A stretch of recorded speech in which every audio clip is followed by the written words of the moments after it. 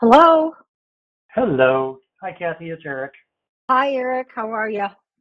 I'm fine. And you? Good. Um, Do we have anyone else on the call yet?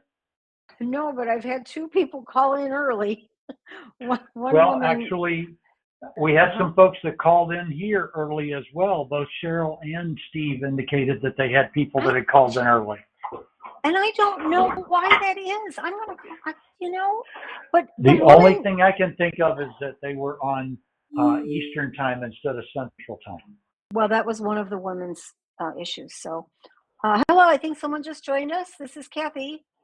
This is Monica, Kathy. How are you? Hi, Monica. How are you? Pretty good. Good. We're gonna get started in just a minute, okay? Yes, that's fine. So I'm going to go back and check my newsletter because the other person I think they all thought it was at noon. I'm not quite sure, but the woman I spoke to a little while ago said she was Kathy, up in Michigan. So, I'm talking to Eric. my Eric's phone, on the line. Go ahead. my phone Yep. is acting up, and I'm going to have to shut it off and come back on. It keeps telling me the second, so I'm going to hang It's up telling and you. then call It's back. telling you what? It keeps saying 45 seconds, 31 seconds, 57 seconds. I don't know what to do. How to get there. That's weird. Yeah. It's So very let me weird. hang up and I'll call back. Yeah. Just hang up and call back. Okay. So I'm not quite sure what the issues were. Someone else called in at 12:25, so I'm not sure what that's all about. I don't either, Kathy. So I'm gonna just check. I'm gonna check my thing here and see what I wrote down. Hello, this is Kathy. Welcome. Okay. It's not doing it now. Don't know what that Good. was. Okay, good. Thanks, Okay, well, we'll thanks. get started. Okay, we're gonna get started in about 3 minutes. That's okay. I think I've heard a sound that tells me that there have been some others to join as well. Yeah. I thought we'll just wait a minute and then we'll get started right at 1. We can go around and take attendance if you like.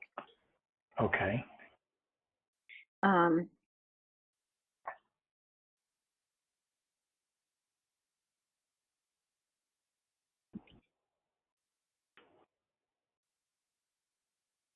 Eric, Yes. what's the app today? The app today is BeMyEyes. Okay, good deal. good. Oh.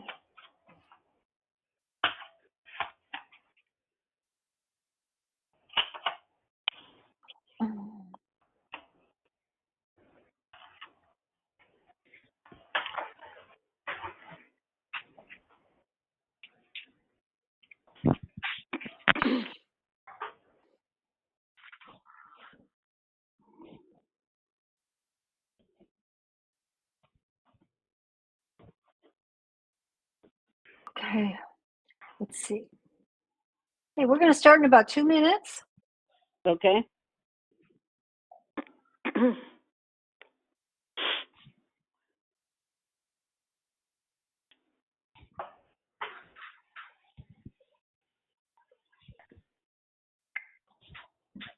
Kathy, Mm-hmm. can I ask you a question? Sure. Do they have what they call that apple on the first Thursday of the month? Is that every month? And then Right. That Apple is Exchange or whatever they call it? Okay. Apple Exchange is on the first Thursday of the month, and Okay. this series of workshops is something separate from that. Right. Okay. Okay. Yeah, Yeah, and both- Kathy, I was going to do an introduction to the series of workshops at the beginning. Yeah. Okay. Yeah. Okay. So, Hi, Kathy. This is Juan Lopez. hi, Juan. How are you? I'm doing okay. Good. Okay. Well, let's do this real quick. Since it's 1 o'clock. So, welcome everyone. I would like to welcome Eric Boklage with us today to do this Apps You Should Know series. And this will be the first one in our series. And Eric will describe what he's going to be doing for the rest of the series. Eric, is it okay if I just take a minute and see who joined us so I can do a little attendance? Absolutely. Okay. And then you'll know who's on the call. So we have Juan and Monica. Who else has joined us today? Anyone? Ann Brash. Hi, Ann. Hi. Hi. Anyone Suzanne else? Connor. Hi, Suzanne. I'm glad you could come back to visit us. Anyone else? From the Eastern Time Zone. From the Eastern Time Zone. That's right. Anyone else? Carlos. Carlos. Hey, how are you, Carlos? Doing good. Good. Anyone else with us? John Gleckman. Hi, John. Thanks for Hello, coming everyone. today. Anyone else with us? Okay. All right. Well, I've got that so far. And so I'm going to turn it over to Eric. You're in very good hands. I'm going to mute my microphone. And if you need anything, Eric, just let me know. I'll be kind of keeping an ear out. Okay? Thank you very much, Kathy. You're So welcome. a little bit of housekeeping for everybody. If you would, please double check and make sure that your phones are on mute.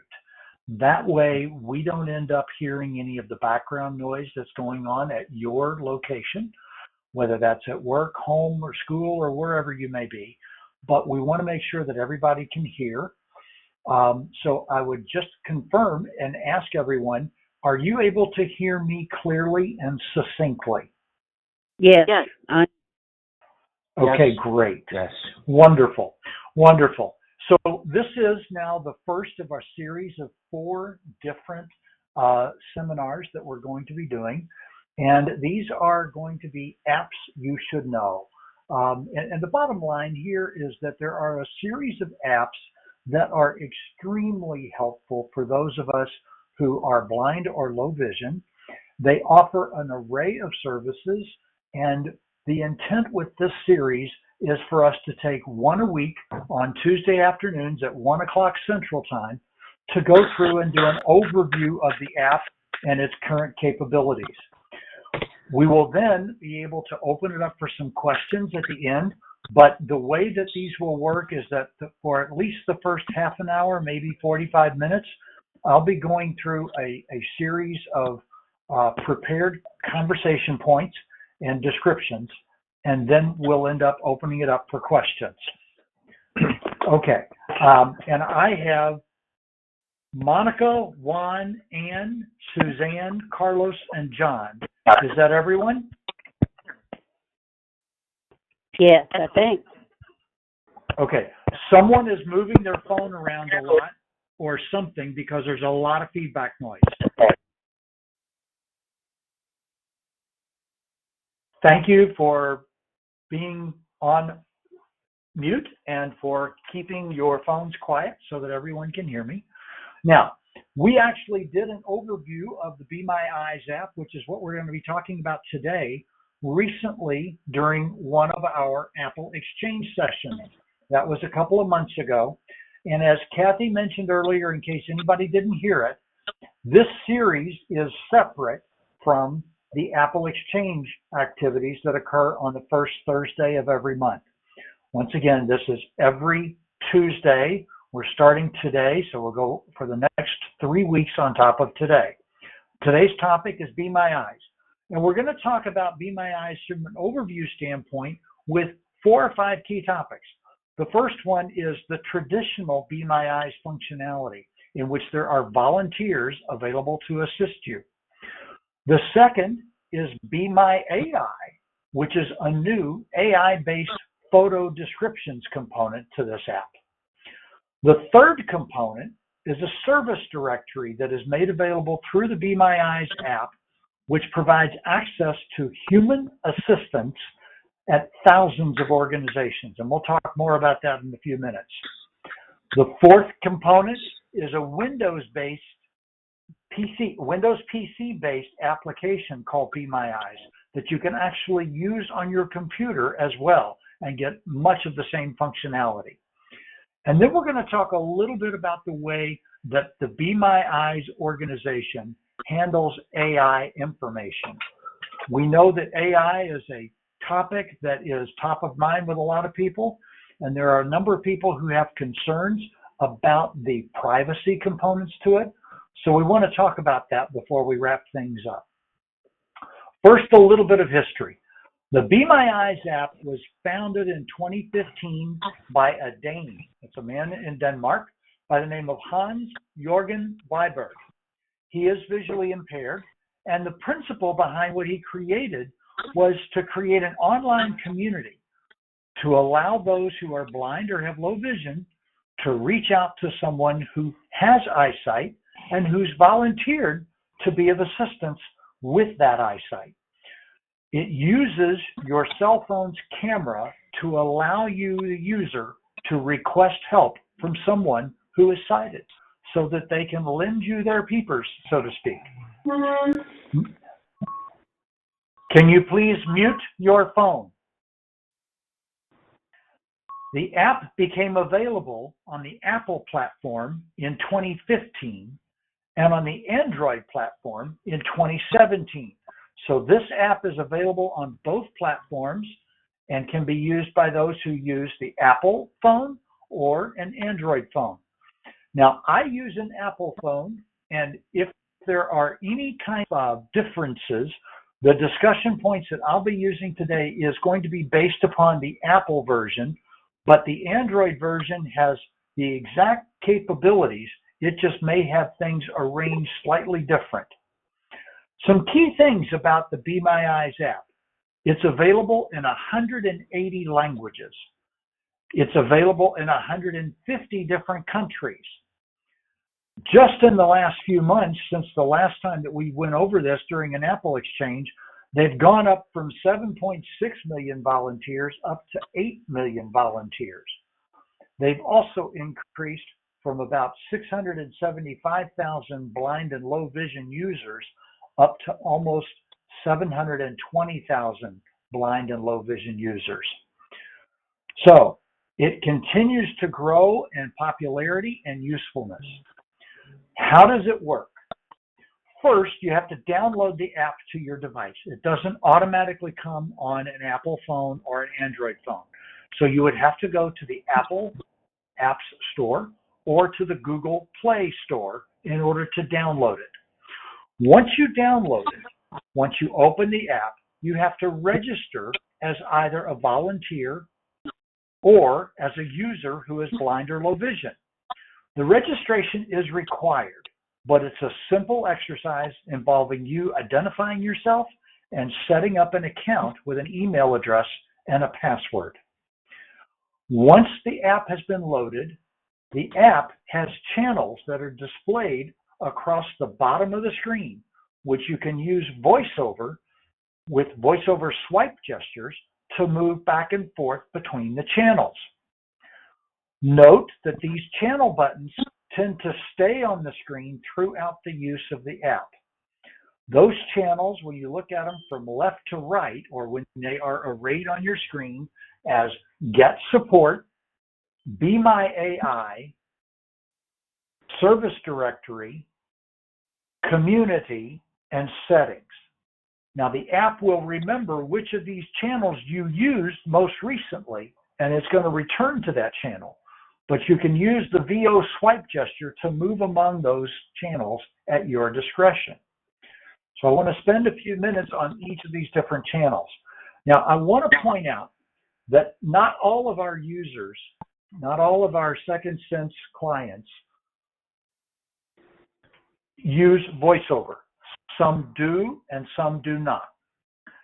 Not everyone is fully blind. Some still have usable vision.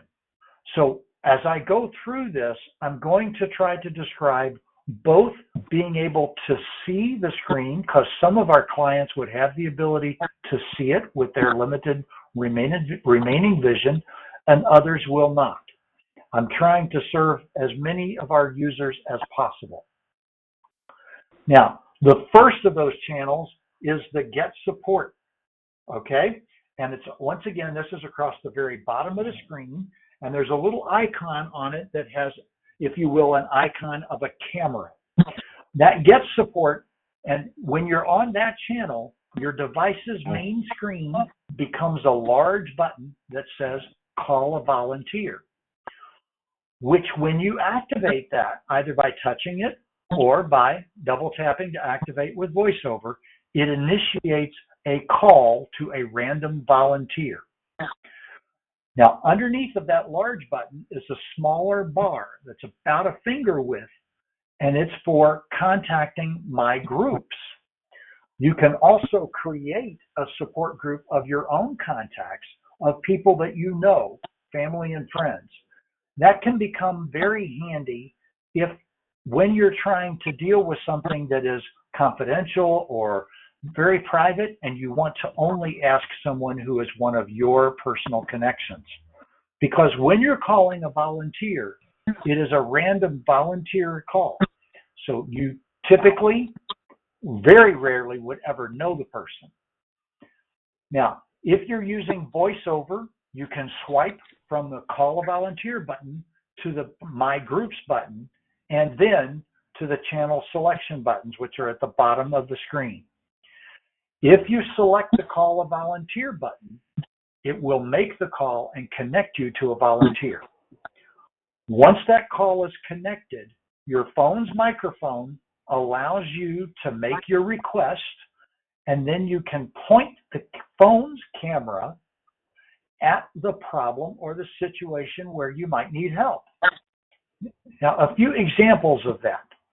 If you've dropped something and you need help finding it, you could use this, call a volunteer, and then using your camera on the cell phone, scan around the room or the area where you dropped it. And then they can help you isolate where it is that it fell. You can also use this app to ask questions of someone such as, what color is this shirt? If you're not sure of the way that you have your clothing labeled and whether or not it's going to match. Another one that someone mentioned to me was, if you're not sure if the dish that you just pulled out of the refrigerator is still good and you want to find out if it's moldy, you can use, once again, this app to point the camera at that food, and you can ask them, does this food look okay? Has it gone moldy? Now, notice that all of those examples are short, quick questions.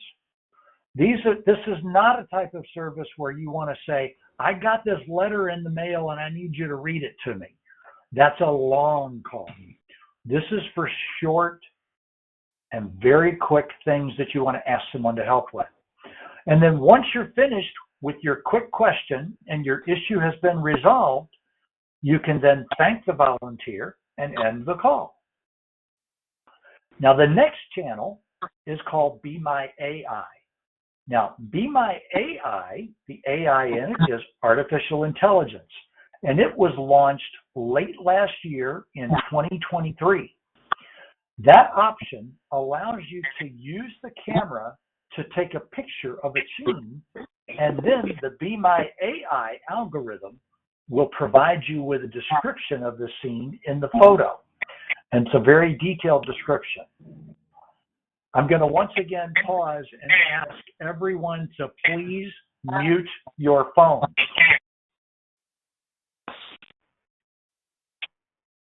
We're hearing a lot of background noise, so I'm going to ask you to please mute your phones.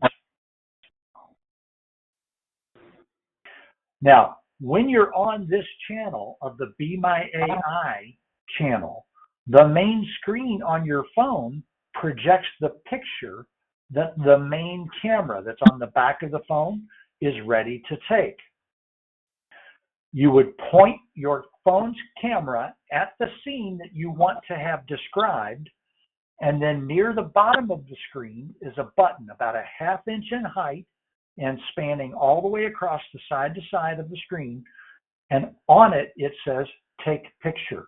So those of you with residual vision may see it saying take picture.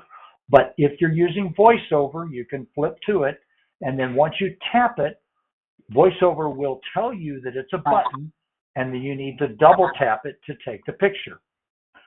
Once you take the picture, you will hear a little tune in the background while the picture is being processed by the BeMyEyes app. When the tune ends, the AI description of the screen will appear on the screen in printed font, and VoiceOver will read that description aloud to you. Now, I want you to be aware that depending upon the kind of thing that you took a photo of, the description can have more than one paragraph. If it does, then once the first paragraph has been read by VoiceOver, you can swipe right to hear the next paragraph and the next, and so on. Once the entire description is read aloud, VoiceOver will say, "Actions available." Now, there are two more buttons that are displayed underneath of the description. One is for take a picture. That's to take another picture if the first one didn't work right for you. And one is for ask more questions. This last button provides an input space for you to either type or dictate an additional question. Now, you're going to be really surprised when you use this app at how detailed, rich, and robust the descriptions are that are provided by the app. Now, the next channel along the bottom of the phone on the main home screen of the app is called the service directory. This service directory channel is designed to assist individuals who are blind or have low vision to obtain telephonic assistance from accessible resources who are dedicated to providing customer service to the blind and low vision community. So here's an example or a situation where this would come in handy. Let's say you're trying to contact someone at the customer service desk for an organization to get their help. You need somebody who can speak your language and is capable of assisting someone who is blind and or has low vision. Rather than go through the issue of the telephone tree where you have the problem of finding the contact information, making the call, going through the menu of the numeric key prompts to get to the right person to help. In this case, using the service directory, you're able to get directly into the team of people at that business that have been trained to help those who have low vision or who are blind. Now, there's a substantial number of organizations that have signed on to be listed in the service directory. It includes companies that provide a wide array of products and services, as well as organizations that are within the blindness community. The list is curated by language, by country, and by type of business. Where do they know how to get that? Remember my talking about the fact that when you first set up the app, you have to give it some information to set up an account for you. That is a username and a password. Part of the information that they get from you is what is your native language and what is your country of residence. That's important because they want to make sure that when they're connecting you to volunteers or connecting you to these service organizations, that they're connecting you to people who speak your language and to people who are in the country where you live. Now, in the service directory portion, there's a search field at the top of the screen where you can enter the name of the organization that you're searching for. You could also dictate it, or you can swipe through an alphabetical list of the major categories of businesses that you're trying to find. I mentioned that the service organizations were a curated list. So when they curate them, they're organizing them according to the type of organization involved. Let me give you a few examples. In the category of assistive technology, you would find organizations like Bookshare, Freedom Scientific, Humanware, NVDA, LS&S, and MaxiAids. In the area called banking, there's a group of major banks and credit card companies that have their services available through the service directory. There's one called blindness organizations where you would find APH and other blindness organizations. There's one for civic engagement where you would find the IRS, the Justice Department, or where you could make ADA complaints. There's another category for food and beverage. There you would find organizations like Costco, Kroger, DoorDash, Instacart, and Uber Eats. Another category is home and cleaning activities, where you would find Home Depot, IKEA, KitchenAid, and Whirlpool. There's a hotel section that would list the connection to get to some of the major hotel brands, especially if you're planning a big vacation for the holidays. Another one for online shopping, where you could get a hold of Best Buy or eBay, Target, or if you happen to have a dog guide, comes in real handy if you need to reach Chewy or Petco. There's another little catch-all category called Other, and in there they have various organizations that you might also need, like UPS or the U.S. Postal Service or FedEx, the VA, Petco, or AARP. In the personal health category, you'd find Abbott, CVS, the Red Cross, Medicare, Walgreens, and GoodRx. In the technical category, you'd find organizations like AT&T, Apple, Computers for the Blind, Dell, DirecTV, Google, Microsoft, and Verizon. And then lastly, in the travel and transportation, separate from the hotel group, you would find airlines and cruise companies. So they go through a lot of effort to curate the list and organize the organizations according to those major categories. Now, the other thing about it is that since there's so many of these different categories, you can set up and select specific organizations to make them a favorite of yours.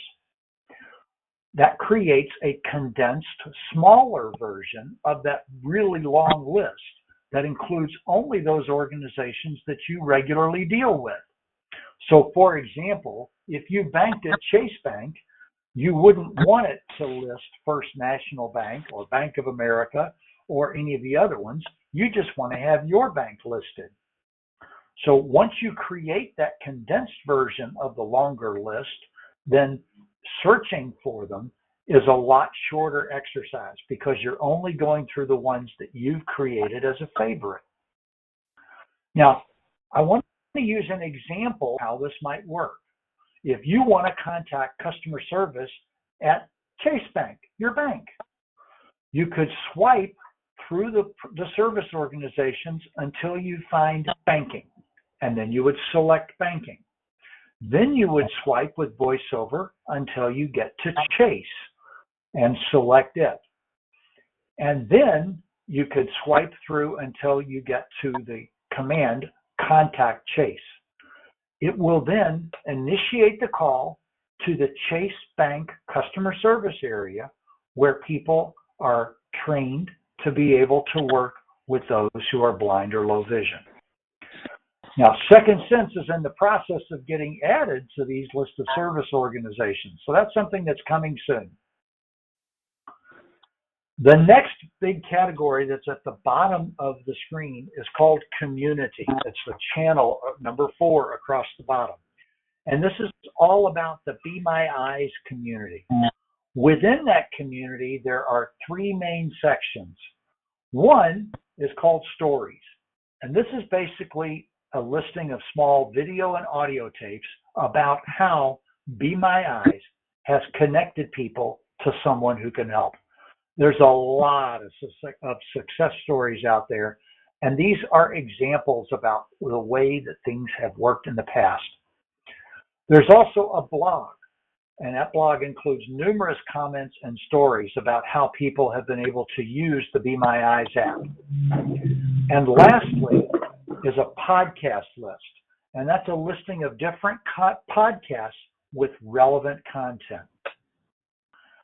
Now, the fifth channel, I mentioned at the very beginning, there's 5 channels across the bottom of the app, and the fifth channel is the settings channel.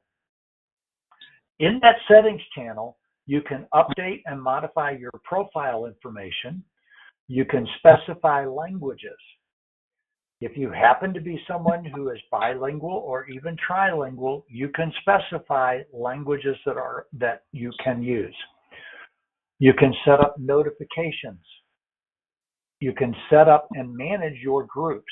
Remember, if you remember early on, I mentioned that you could create your own groups of family and friends, and that would allow you to use the app for the same concept of being able to reach a volunteer, but in this case, you're contacting someone that is a part of your groups.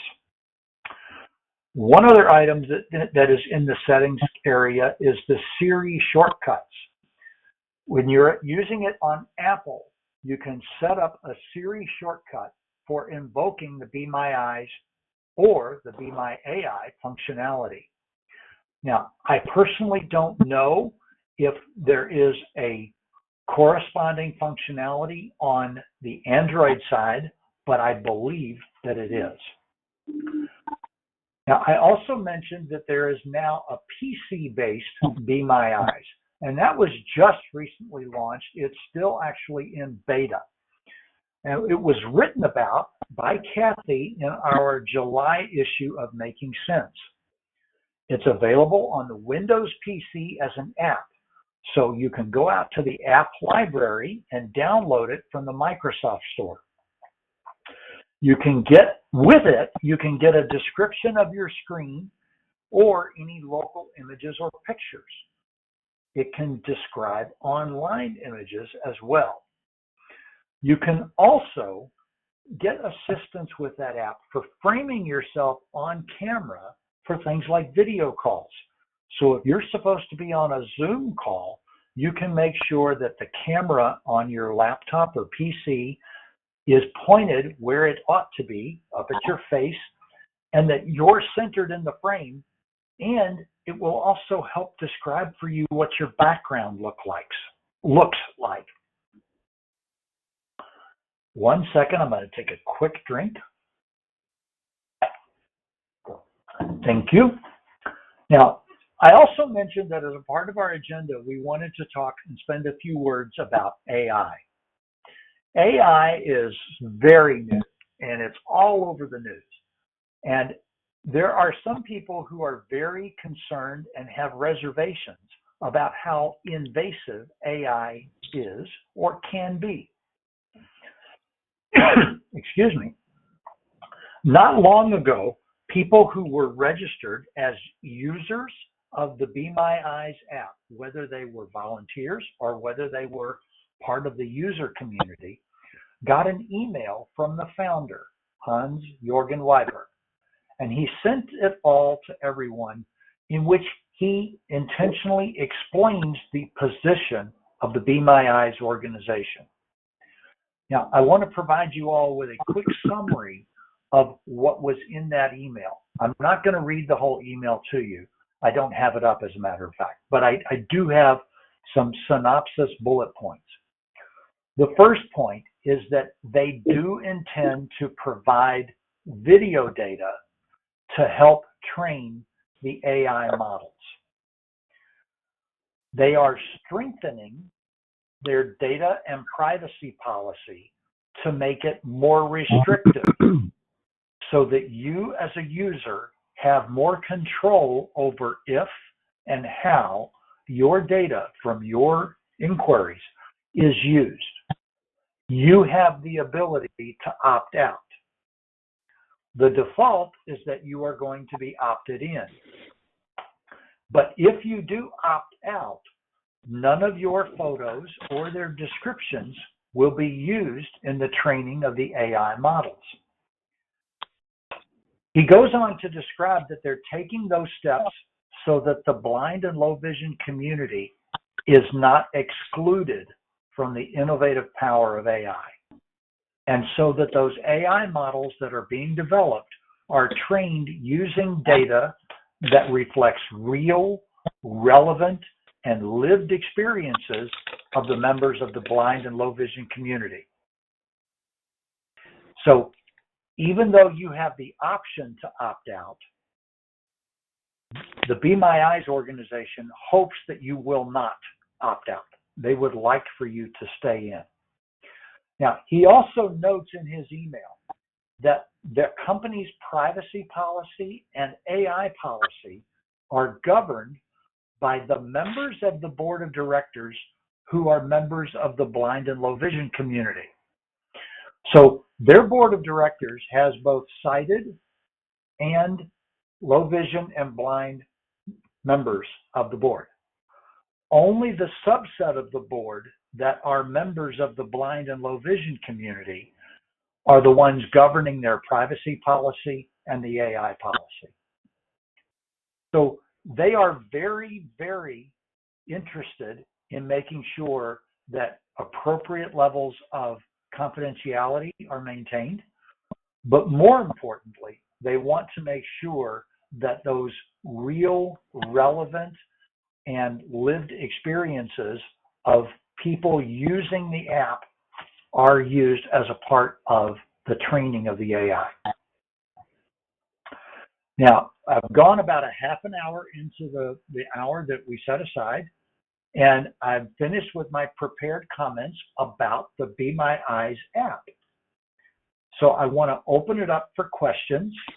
If you would please, if you do have a question, would you please tell me your name and then tell us what your question is, and I'll do my best to answer the questions. I will tell everyone that I'm not the kind of person who's going to wing it. If I don't know the answer, I want to be able to make sure that I get your name and that I get what the question is so that I can then get back to you with an appropriate answer. So that's why we ask you to give us your name before you ask your question. So I'm going to open it up, and if those of you who have questions could ask, and I'm going to repeat my request again. Please mute your phones unless you're going to unmute to ask a question. Yes, Hi, hi, my this name is is. Ann. Go ahead. No, go ahead, Ann. Oh, this is Ann Brash, and I just had a question about the directory. Are there specific hours that these companies operate in, or do we try to just guess that they might be there? Or You ask a wonderful question, Ann. From what I understand, this is one of the reasons why they ask about what language that you speak and what country that you're in, because some of the companies that are in the service directory, they curate it to where they only list the companies that are in your country. But as we know, in the US, we have multiple time zones. Now, it is only going to be able to connect you if their service department is open. So many service departments are going to have extended hours so that they're available throughout the multiple time zones that we have in our country. But I cannot vouch for whether any particular organization is or is not going to be open. Once it makes the connection, what I've experienced is that if they're closed, they will tell you that they are closed and when they will reopen. oh, okay. Hi, it's Earl Young. I'm calling to see, does the BeMyEyes app connect to the different Meta glasses and AR glasses and all that other stuff that's starting to come out, as opposed to holding my phone up to something? Not that I'm aware of. It only connects using your phone and the camera that is the main camera that's on the back of your phone.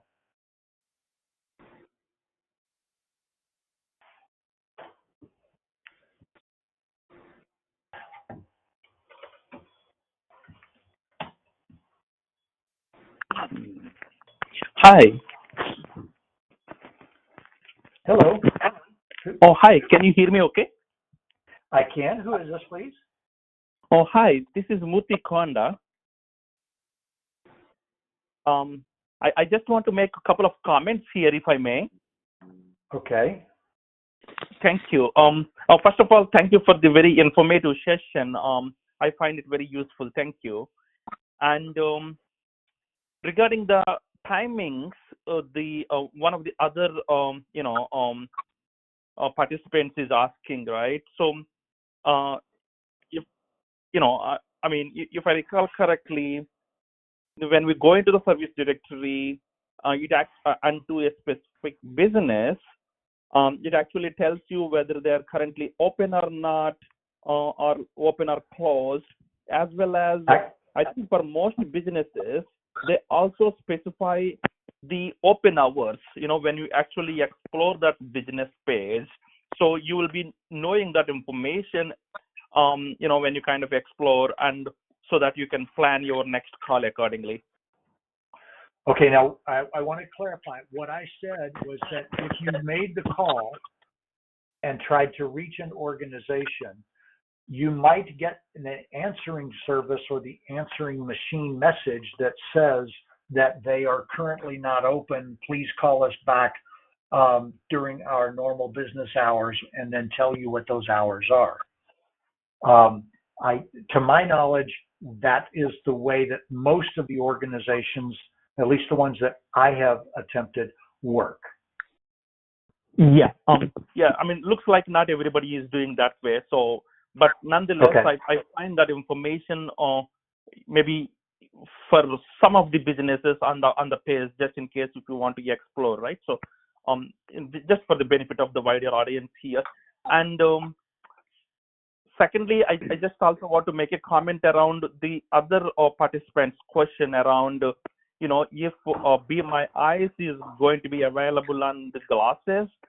So as we speak, I understand that BeMyEyes has partnered with Meta, and it's not there yet, but it will become available soon.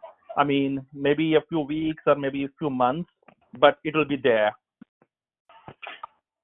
I have to say that I also read an article where they were partnering, but I did not have any details about that.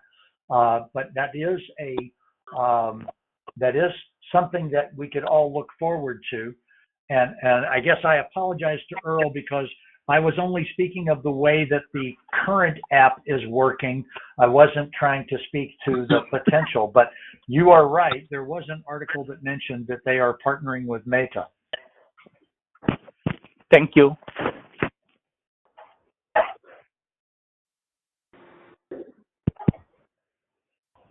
Did you have any other comments or questions? I'm good for now. Thank you. Okay. Did anyone else have a question or a comment?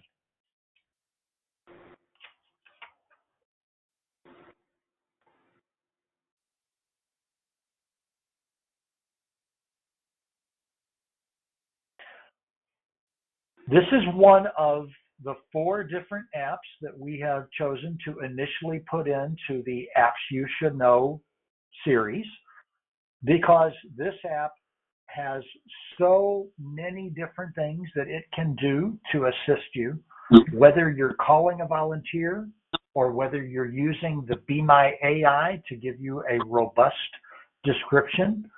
And it is going to be a very robust description. I will tell you that up front.